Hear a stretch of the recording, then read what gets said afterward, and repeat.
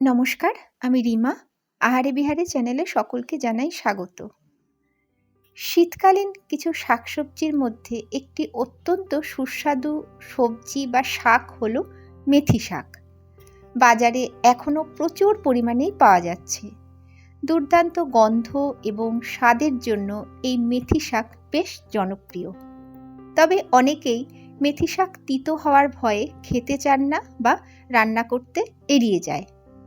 কিন্তু এভাবে মেথি শাক রান্না করলে তিতো হওয়া তো দূরের কথা, স্বাদে এবং গন্ধে জাস্ট অতুলনীয়ই হবে। পুরনো ও নতুন বন্ধুদের অনেক অনেক ধন্যবাদ আর ভালোবাসা জানিয়ে তাহলে চলো রেসিপিটি শুরু করা যাক।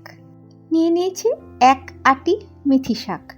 মেথি শাকের যে ডাঁটিগুলো থাকে তার থেকে পাতাগুলো খুব ভালোভাবে ছাড়িয়ে নিয়ে দেখো কুচিয়ে নিয়েছি এবং খুব ভালো করে ধুয়ে নিতে হয়েছে, কারণ যে কোনো শাকে অসম্ভব বালি বা ধুলো টাইপের থাকে, তাই শাক আমরা জানি যখনই ধুতে হয় ভীষণ ভালোভাবেই ধুতে হয়। আমরা জানি শাক ভাজলে শাকের পরিমাণটা অনেকটাই কমে যায়।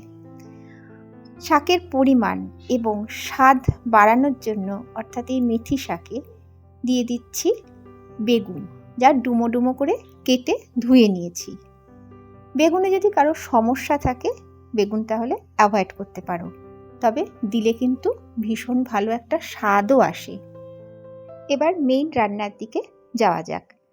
গ্যাসে কড়াই বসিয়ে দিয়েছি, দিয়ে দিচ্ছি সর্ষের তেল।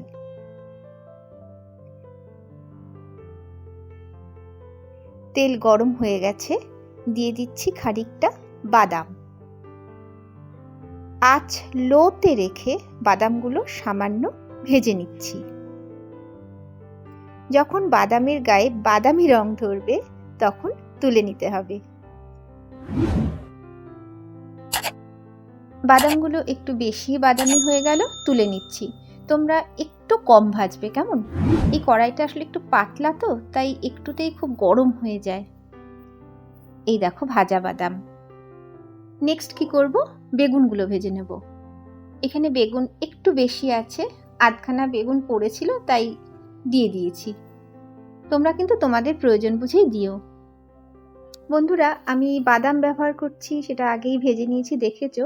তোমরা কিন্তু বাদামের বদলে বড়ি দিয়েও করতে পারো, সেটাও কিন্তু ভালো হয় খেতে। কিন্তু আমার বাড়িতে মেথি শাক বাদাম দিয়ে খুব ভালোবাসে, তাই বাদাম দিয়েই করছি। দেখো বেগুনগুলো ভাজতে ভাজতে কতটা কমে গেল।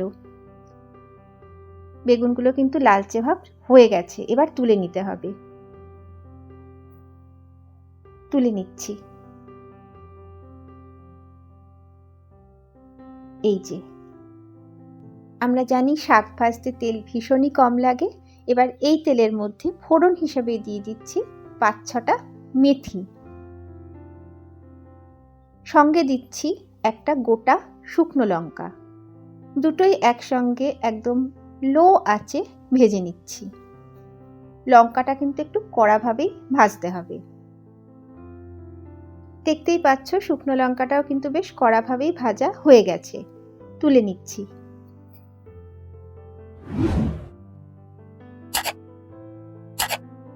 এই দেখো, দিয়ে দিচ্ছি এবারে মেথি শাক।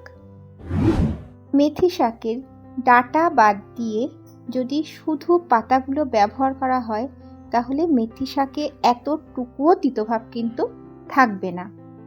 আরও একটা কথা, যে কোনো শাক যদি ধুয়ে নিয়ে ভালো করে জল ঝরিয়ে নেওয়া যায় তাহলে রান্নাটাও কিন্তু তাড়াতাড়ি হয়। প্রথম দিকে মিডিয়াম আঁচে শাকটা ভাজতে হবে কিছুক্ষণ। বন্ধুরা, তোমরা দেখলে আমি মেথি ফোড়ন দিলাম, তোমরা চাইলে কিন্তু কালো জিরে ফোড়নও দিতে পারো। তবে মেথি শাকে আমার মেথি ফোড়নই বেশি ভালো লাগে, গন্ধটা দারুণ আসে।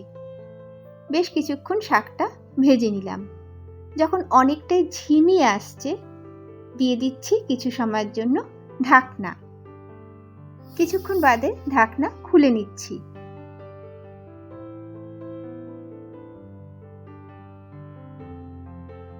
দেখো অনেকটাই কিন্তু বেশ নরম হয়ে গেছে।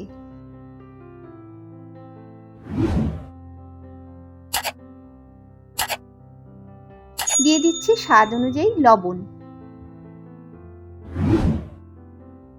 চিনি দিচ্ছি কয়েক দানা। নুন আর চিনি খুব ভালো করে শাকের সঙ্গে এবার মিশিয়ে নিতে হবে।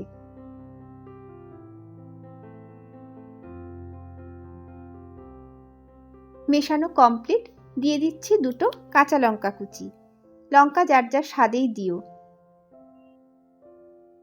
খুব ভালো করে লঙ্কাগুলোর সঙ্গে শাকটা এবার মিশিয়ে নাও। মেশানো কমপ্লিট। দিয়ে দিচ্ছি ভেজে রাখা বেগুন, সঙ্গে দিচ্ছি বাদাম ভাজা। এবার সবটা একসাথে খুব ভালো করে মিশিয়ে নিতে হবে।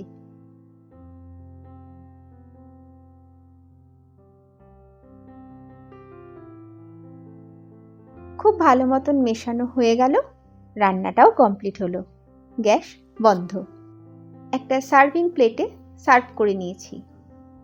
শুরুতে যে শুকনো লঙ্কাটা ভাজলাম তোমরা দেখেছো, সেটা ভেঙে শাকের উপর ছড়িয়ে দিচ্ছি। শুকনো লঙ্কা আর মেথি ফোড়নের জন্য এই মেথি শাক ভাজাটা আরও বেশি সুস্বাদু হয়ে উঠবে। তাহলে আর কি, শীতের দুপুরে গরম ভাতে প্রথম পাতে মেথি শাক ভাজাতেই বাজিমাত।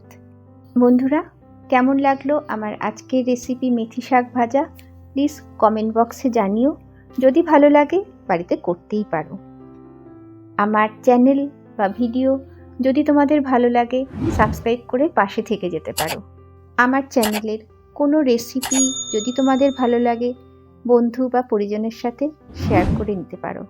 সবাইকে অনেক অনেক ধন্যবাদ, ভালোবাসা আর কৃতজ্ঞতা জানিয়ে আমার ভিডিও তাহলে আজ এখানেই শেষ করছি।